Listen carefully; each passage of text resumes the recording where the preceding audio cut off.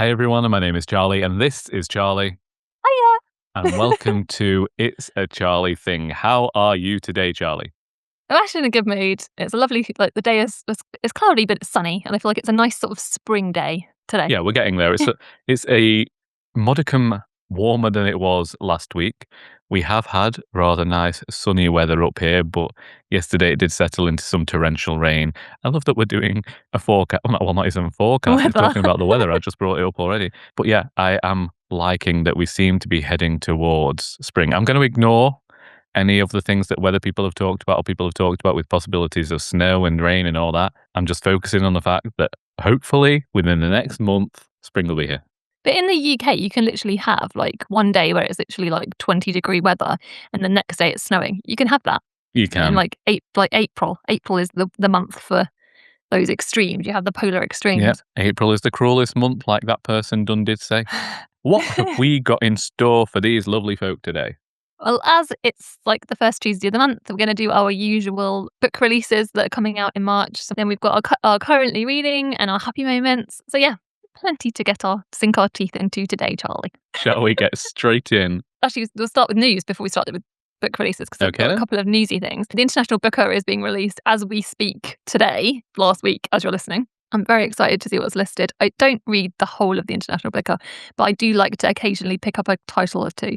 Obviously, I'm reading a lot less this year, so I don't know how that's going to go. But if anything pops up that I'm really excited to read, I will go to it. How about you? Are you excited for the International Booker? Well, you know me, I love a list. So regardless of what the prize is for, I generally always look at the list. But in terms of the International Booker, what I am renowned for doing is getting the list, going to my library, getting the books from the library, and then about 12 weeks later remembering I've got them and taking them back unread. Yeah, so not actually reading them. For those of you that don't know, the International Booker is a book prize that highlights translated literature. Another thing to note is that we had the BAFTAs announced recently. Hamnet did quite well. It won 2 BAFTAs. So it won Outstanding British Film, and then also Jessie Buckley won for the prize for leading actress, even though I still haven't gotten to see it yet. As we keep going on, we like Jessie Buckley. Yeah, we do. We love Jessie Buckley. She can do no wrong in our books. Yeah, Jessie Buckley is definitely a Charlie favourite. Now we're going to head into new releases / paperback releases. So we'll start with some paperbacks because I think some of us struggle to read a hardback. Some of us prefer a paperback. One being We Do Not Part by Han Kang is being released in paperback this week, the 5th of March. So that's very exciting. I mean, for anybody who's listening, I did just roll my eyes pretty darn hard. And then we've also got Flesh by David Saloy. That's being released this week as well. I'm fairly certain. Yeah, great. You don't care about that either. You both of us DNF that book. That was the Booker winner. That was the Booker winner last year. Yeah, I know. It's so awful when you discover that such an acclaimed prize had so many judges with so little taste. Oh my God, John. Get our podcast cancelled from the off. Oh, let it be cancelled if it means that I'm right. Yeah, it definitely was different for different tastes. It wasn't our taste last year. So now we're going to get into some of the books that I have found. If ever you're looking for really good new releases coming out, I always recommend checking the Blackwell's website out because it's always got a ton of good stuff on there. Next book that I'm going to talk about is Ancient by Luke Barley, and the subtitle being Reviving the Woods That Made Britain. Okay. This is obviously a very Charlie-ish book. Yeah. It's non-fiction. To me, this could be the Wainwright Prize this year. I say that, but it's described as a wonderful ramble beneath the boughs. That was Chris Packham has blurbed it, and then it's been described as spellbinding and stuff like that. It says Barley reveals what we stand to gain as individuals, as society, by rekindling our ancient connection with these special places. It's very, very Charlie-ish. Another one I wanted to mention was A Far-Flung Life by M.L. Stedman. I have mentioned this as an anticipated release this year that I'm excited for. M.L. Stedman's an Australian author, and it's this family that I think there's been like a tragedy. They live on the sheep farm, and it's like a big family story and like a saga type of one. Okay. I think that's probably easiest to describe. I do like the sound of those few things though. Sheep farm, family saga. Am I going to be reading my own history here? Yeah. It says a sweeping historical family saga set against the rugged Australian outback. A Far-Flung Life is an epic of natural love, loss and resilience, following a family shattered by a tragedy and bound by secrets they shield in order to live. Okay, I really do like the sound of that. I've got it on waiting on for me from NetGalley. I've had it for months, which is terrible. I need to read it. The next book I'm going to talk about is Hooked by Asako Yuzuki. This is from the author of Butter. So lots of people loved Butter. They've got the new book. Yeah. Did you read Butter? Oh, well, I see it every week at the library, and it's in every independent bookshop you go into. And one day I might get the anchor in for it, but I try to avoid carbs. And yeah, so maybe not. It says it's unmissable new novel of friendship, dangerous obsession from Asako Yuzuki, the author of the award-winning author of the global sensation from Butter. So, are you excited for that? Possibly. No. No, not at all. The next one I've got on here is Brawler by Lauren Groff. Lauren Groff is a huge author that is very highly praised. I think it's a short story collection, actually, from what I can see. And that's coming out the 5th of March. There's like stories ranging from the 1950s to the present day, moving across age, class, and region, from New England to Florida and to California. These 9 stories reflect and expand upon a single shared theme, the ceaseless battle between dark and light in all of us. I mean, it does sound good. I'm not great with short stories, but to me, it sounds like a good short story collection. So possibly that'll be ones. Let us know if you guys would be interested in that. The next one I've got is Sisters in Yellow by Mieko Kawakami, another piece of translated fiction. A story of enduring friendship and deep betrayal. Sisters in Yellow is a masterpiece of teenage dreams and adult cruelties that confirms Mieko Kawakami as one of the greatest writers of our generation. Which I know you would hate that, but yeah. Well, I'm not a fan of this author's work anyway. But it's one of those where they have enough people enjoying their work that they really don't need me. And yeah, it's fine. I am very aware that all opinions are subjective. I am very specific with what I like in books, and yeah, I just don't like that author's work. But which is fair good enough. for them. We got Finding Albion, which has been longlisted for the Women's Prize for Nonfiction recently. So that comes out. It looks like it's been pushed forward because it's now. I think it said originally it was like the 26th of March, but now the date is saying it's the 19th of March. It's due to come out, so a week earlier, which I guess you'd expect, because sometimes publishers do try and. I can't even deny. The entire time you were talking, I was thinking, is this a new sequel to Finding Nemo? Finding Albion. I would love that. I'd love a new sequel to Finding Nemo. You've had Finding Nemo, Finding Dory, Finding Albion. They're going around some local fair on a railway station car park in search of a goldfish. Yeah, there you go then. Writes itself. Yeah. Essential reading for everyone with an interest in the rituals, folklore, and sacred places that define the continued interest in the folk culture of these isles. Finding Albion is the book we all need in 2026. It is one I'm actually interested in. Oh, no, I like everything that you just said. So if I can't find it at the library, I might listen to it because I do like a non-fiction on audios. The next one I'm actually really genuinely is a me book, I would say. I'm going to finish on one that's a you book, but I'm going to... this one is probably the most me book out of all of these, apart from A Far Flung Life, which I think is like a mutual Charlie book.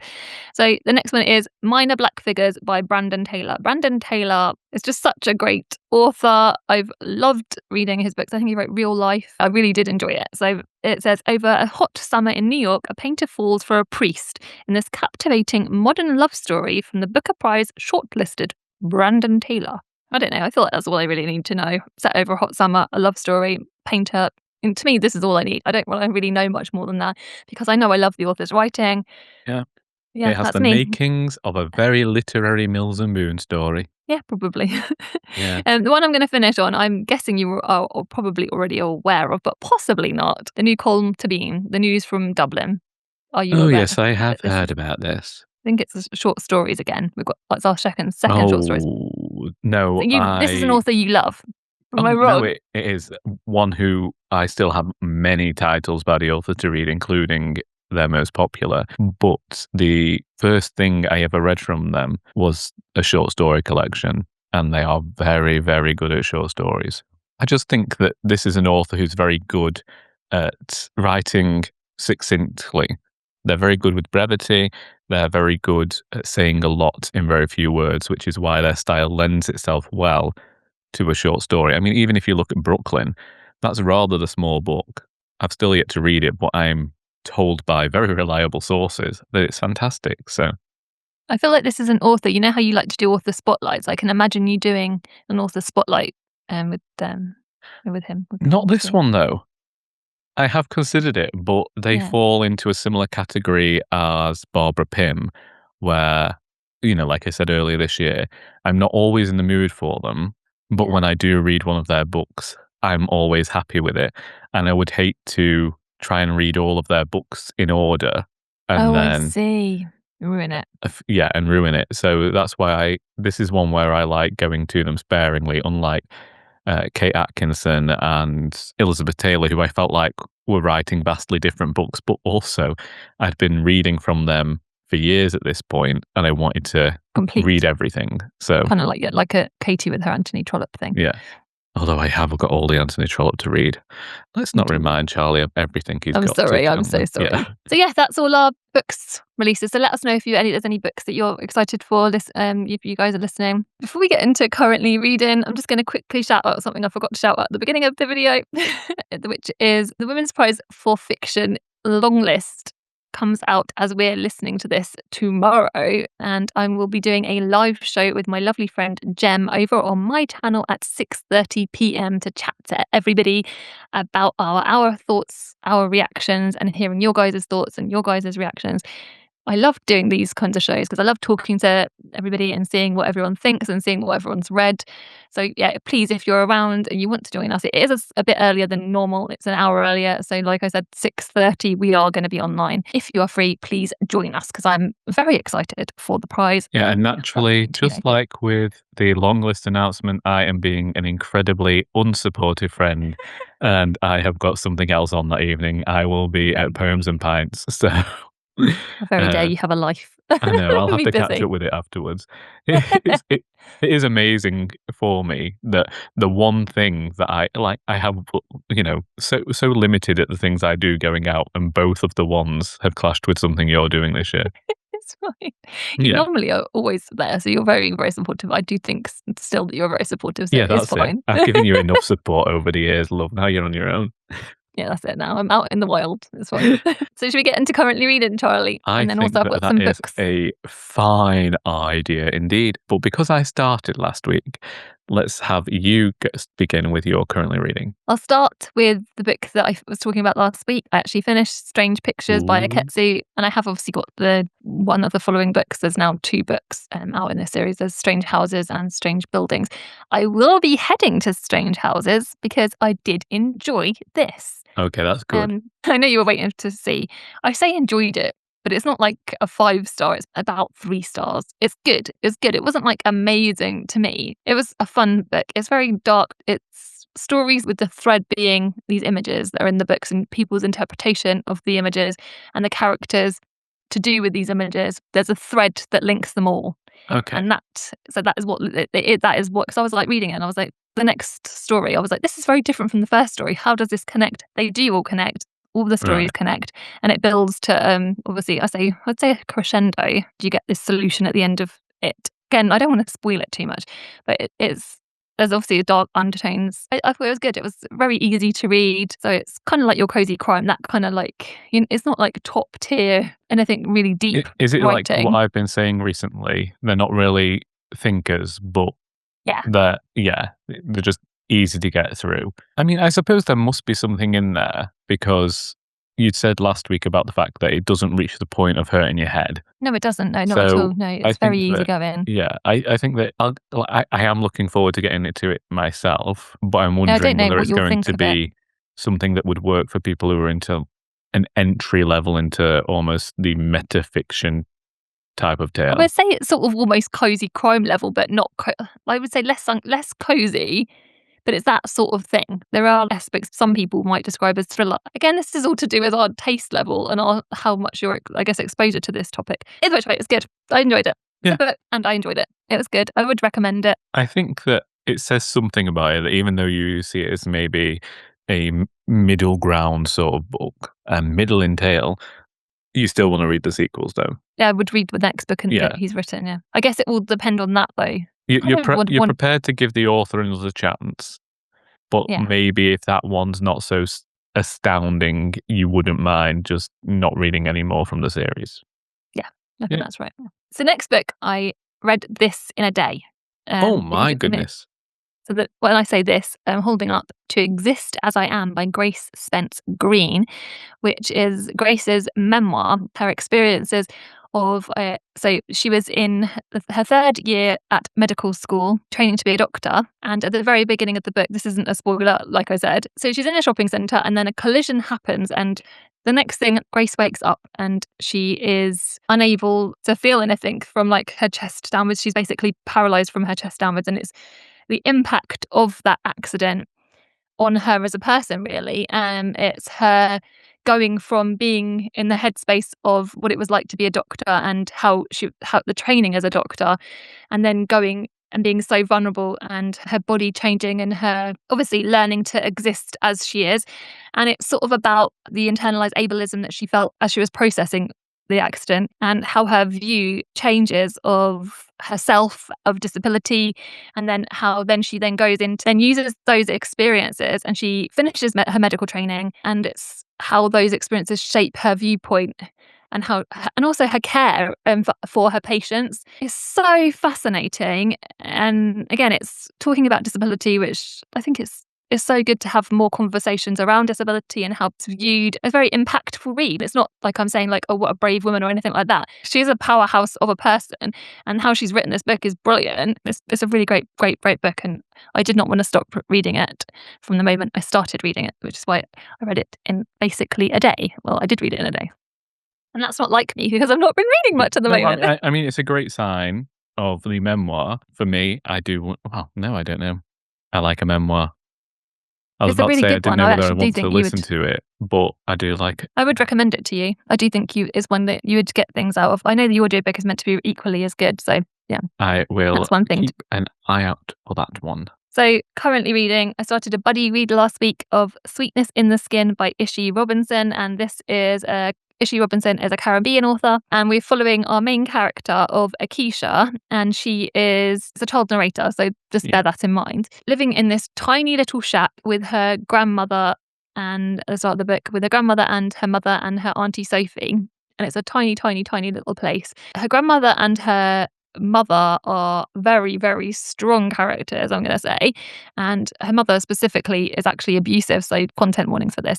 And it's like her relationship with her, she has a beautiful relationship with her auntie Sophie. Yeah, sort of exploring class, colorism, those family dynamics, trying to escape where she is living, and she's got these big dreams. And so yeah, I'm enjoying it. The writing's really, really good. There's also humour in there. There's descriptions of food, which I love. I'm loving reading it with Olivia. It's actually really fun. So it's a very good experience. We're very early doors. I only started reading it Friday, but yeah. And then in terms of currently reading, audiobook-wise, I've got A Hymn to Life by Gisèle Pelicot. Gisèle Pelicot, you will have heard of the story, I'm certain of it. It was in the news last year. So she was sexually assaulted by her husband. Her husband was filming her body, and there was all these, I think there was like more than 50 men that her husband had then invited into the house, and he drugged her, and then she was being raped over the years by all these men, and it's horrendous. It's the most horrendous crime. But the thing about this book is that the thing that Gisèle is saying is that she wants shame to change sides. That's like the thing of it. Yeah. She doesn't want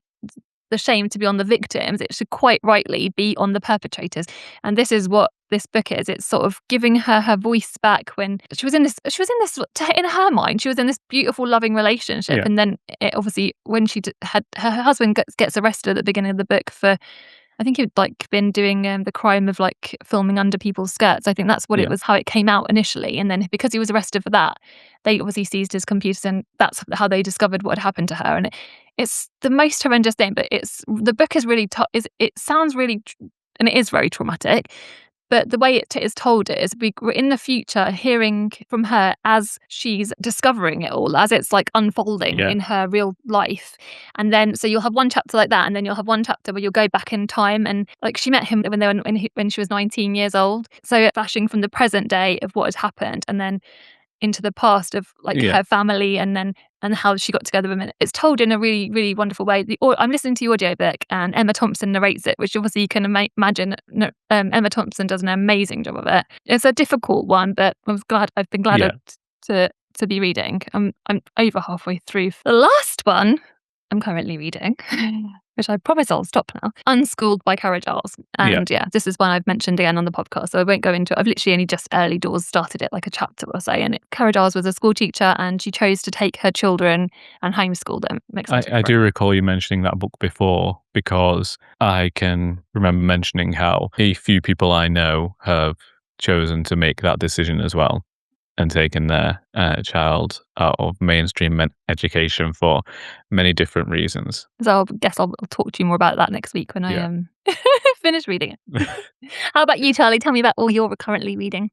So I will begin with the books that I have finished this week, starting with the first, which was the Doctor Who book I mentioned last week, Genocide, written by Paul Leonard, which was one of the 8th Doctor adventures released by the BBC. And this one, I think, came out in like 97, 98. The beginning made me laugh because of the phrase ebooks and what the writer imagined ebooks would be. It's written in a style that's almost typical of classic Doctor Who, in that there are 4 books in the story and they take place over a certain amount of time, and like the entire story trajectory and the way that it's framed feels very stylistic of the era of Doctor Who that had been on the television about 10 years before.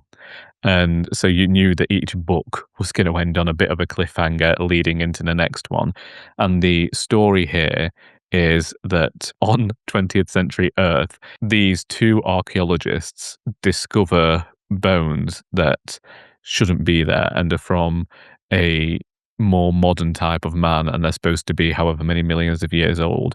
And they're trying to excavate a part of the world when they are stopped. There's another bit where this man goes to these climate protesters and starts saying that they're not doing what they ought to be. Meanwhile, the Doctor and his companion Sam land in the 21st century and discover that humans never existed. And it turns out that these aliens that looked like horses have travelled back in time to destroy humanity. But because humans were meant to exist, it's meant that the timelines are all going a bit odd. And there's this other plot line. You're getting these interludes where the Doctor is unconscious, being taunted by this alien who looks to be trying to kill him off. And you're wondering how he's going to get out of this. Very fast read. Very, very quick. The book's only about 280 pages, and they're those small mass market paperbacks. Again, moves incredibly quickly. Similarly to you with that last book, read in a day. And actually, that's been the way of 2 of the books out of this last week have been read in a day. And this one I liked because it reminded me of what I liked about Doctor Who, what I liked about the books in particular, in that they could do things that the TV show never could, similar to the radio plays. You know, they rely a lot on the reader's imagination, but it means that they can be as vastly spanning as they want it to be, because they don't have the limitations that a TV show does. So if you want to have horse-shaped aliens and you want to be visiting other planets and spaceships and all that sort of thing, if you want to have this mystical tree that can travel through time, you're able to, because it's all on page. No one needs to view this. So I like the creativity in this one. I'm still in agreement with a lot of readers from the time that I just still don't like the character of Sam, who is the companion. And I know from reading what other people have said, there was a great difficulty at the time because they knew these books were coming out, but they were coming out in such an order that people wouldn't have time to read the previous writer's book. And so they would they throw in hints about what might have happened in the books and that sort of thing. But yeah, the character's almost all over the place. Almost an antagonist, which is odd to see. I don't mind having a character that almost questions everything the Doctor's doing, but it also leads to some very questionable things happening. And I'm a bit like, oh my goodness, the story could have been ended so much sooner if you hadn't been such a stupid twerp. But at the same time, it feels a bit fitting to have this character who is still in their late teens, and they don't really have a great understanding and have this arrogance and belief that everything they're doing is right. So when they do make a mistake that ends up jeopardizing well, the entirety of existence, it does feel a bit like, well, yeah, I understand why you did it, but I can still think you're an idiot. So, yeah, sometimes they're not the best written books, but they are page turners. The next one was a book that I took out of the library last Thursday and I read on Saturday. I'd taken the day off work, and I'll probably get into mentioning about this during my happy moment, but I'll just say that I started this book at 11:45, and by 1:45, I'd read 350 pages. And it is The Examiner by Janice Hallett. And she writes books where it's mostly told by characters' WhatsApp messages.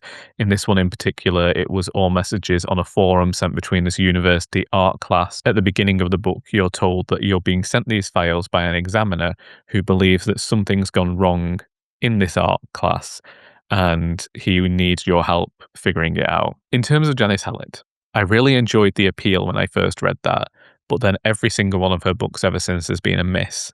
And unfortunately, this falls into that same category. I liked the twist that happened on page 300 and couldn't believe I hadn't noticed it. And I was like, is this just bad writing? And then when I went back through and I was looking, I was like, no, she never actually referenced certain things. So it makes sense that this character behaves in this way because of this thing that's come up. But then it got a bit convoluted because there's no way for the reader to get any of the information because it's all what's been written on the page. For the final 100 or so pages, I'd say you're being given all the information, but you're being told the story. So you're being told the solution to everything. And there was no way that you could have, as the reader, figured it out for yourself.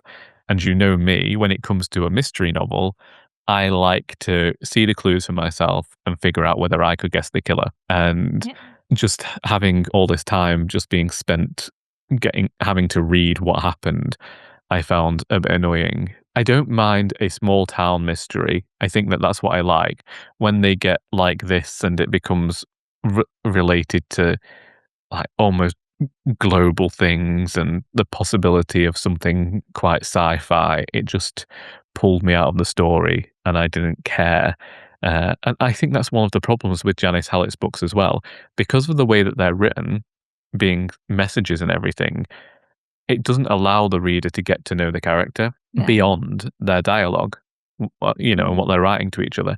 And yes, that lends itself to these people trying to give like the best impression of who they are, but at the same time, I could not tell you I can tell you one character's name out of that entire book, and there was 6 people in the art class. That's not okay. You're left with really very little impression of what's happened. There were some better moments when you got diary entries, and that allowed some expansion of the characters, but otherwise, yeah, just another miss. And I think I only keep reading Janice Hallett because I know it'll be a very fast book to get through. And then the next book shouldn't really come as any surprise, and that is Death Awaits in Durham by Helen Cox. And this is one that I'd actually been reading for about a week, but on and off because of these other books. It was the biggest slog for me to get through out of the whole series. I've noticed something that Helen Cox does in these books is that she throws you into the story straight away. With all the other books, I felt like you've got some sort of emotional connection to the story. So with the third book, you're dealing with the possible return of a serial killer who killed the main detective's wife 5 years before the event of the book. And so you have that emotional connection there of wanting to find out who the killer is this time. And the second book, it was affecting a character from the first book who has had something traumatic happen. But Death Awaits in Durham begins in one of the characters' dorm rooms at university where she's telling you about this girl who went missing a year before. And like, there's no connection to that girl. It's so absent from the, it just, every other story has felt like it's had some sort of emotional connection to the characters, and this one didn't. I was about 100 pages in before I started feeling anything for the characters. I did speed through the final 200 pages, as in, I got home from work yesterday, sat down to read at 10 o'clock, and realised that I had 200 pages left to read. And I thought, well, these books go by quite quickly. I could probably do that in 2 hours. So I stayed up to finish it because I just wanted to get this one out of the way, because I was able to recognise that I wasn't enjoying it. And it's fine for one book out of this, like, there's 9 books in the series. I wasn't going to enjoy them all, but this one proved to be the biggest slog. I found it a bit messy. I did realise who the killer was going to be because of something that had occurred. This was one where, again, similar to the Janice Hallett, the final 20 pages were spent telling you how the characters did everything, and the reader couldn't have known any of that information. It was a low moment in the series. But this morning I started reading A Witch Hunt in Whitby, which is the 5th book in the series. Number 5. And I am currently 140 pages into it, having started it at about 9 o'clock. And this one, it's from Kit's perspective again, which was something I'd been missing. It's reached Whitby, but basically there is a serial killer going around and has been visiting all these major places in Yorkshire, and the victims are being found with their bodies drained of blood and a V carved into their neck. And very Dracula. Very Dracula, which is why they've gone to Whitby, because they're wondering if there's a connection there. The emotional connection here is that it's to do with this character of Ruby, who we've known throughout the series, who you think is she's one of these women. She reads tarot. She's quite witchy. She's in the library. Was she in the library? She's a library patron who turns up and tells people their fortunes, whether they want to know them or not. That's what I thought. And she's always been a bit of comic relief.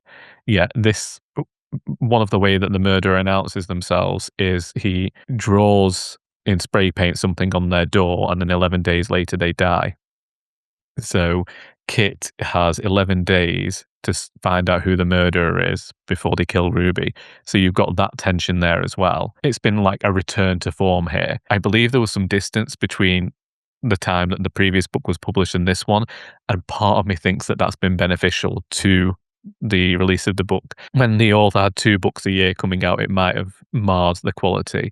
I mean, they're still very dialogue heavy books, very fast to get through. You are very excited for this one because obviously with it being set in Whitby and your connection to Whitby. And yeah, so far it's mentioned some of my favourite Whitby places. I'm finding it very easy to visualise everything that's happening, exactly where the characters are. So I'm going to need you to message me about this book when you finish. Yeah, I'm definitely going to have it finished today. I have 180 pages left, which is about 90 minutes reading. So once I've come back from my dog walk, I'll be sitting down and finishing this one.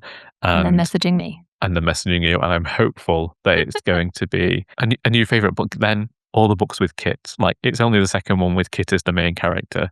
And I'm glad of that, because she's by far the reason I got into this series.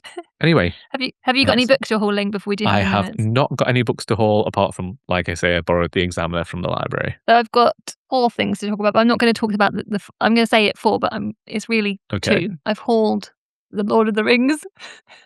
Okay. I've also bought the audiobooks because my husband's I might actually physically read them and then audiobook them, but depending on how fast it is, my husband When are you intending to start them? Imminently. Okay, well, probably no, not this week, because I want to read this. Yeah. After I finish my audiobook of the Gisèle Pelicot, yeah. I can message you. Yeah, just message me when you start the first one, and I'll start it too. Oh, that would be brilliant. Yeah.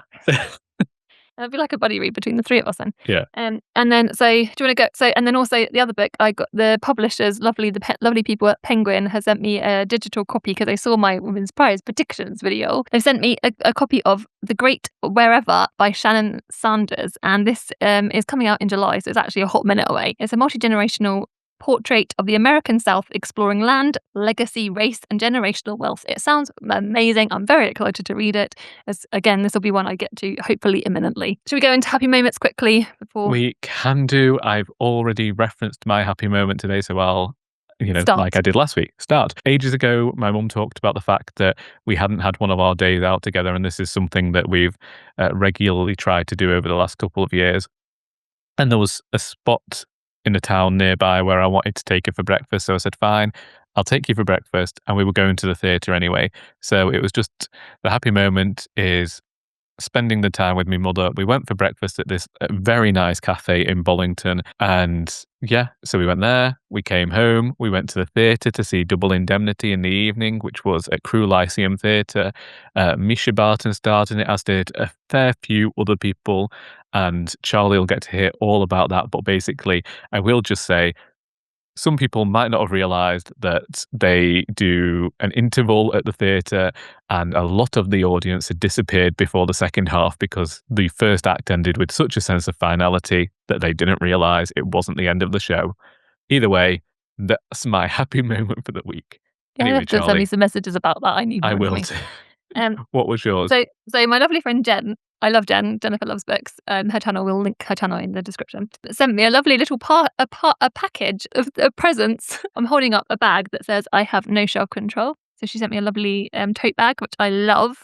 So colourful. Also, a card obviously and it has sunflowers on. Sunflowers are my favourite flower. Anyone that's listening probably would know this. I love sunflowers. And then also a lovely, beautiful little pin that says "Currently reading." I love my book pins, especially when I'm wearing my dungas. I'm always wearing a book Yeah, I pin. still got that pin to send to you. Yeah. And then a bookmark which says, that's a really I like to nice read a lot, but it's bookmark. got an axolotl on it, which is very, very cute. So Yeah. that's a happy moment. Along with, I'm still in my crochet era, and I made a cardigan. I finished it. It was I had already made a cardigan beforehand, but this was probably my biggest project. I'm very excited. It was good. Yeah, all I'll say is I think that is the biscuit cardigan we talked about a few weeks ago, and you will be able to see pictures of that on the Instagram.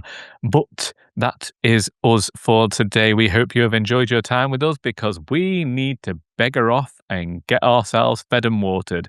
So, ta-da! Goodbye.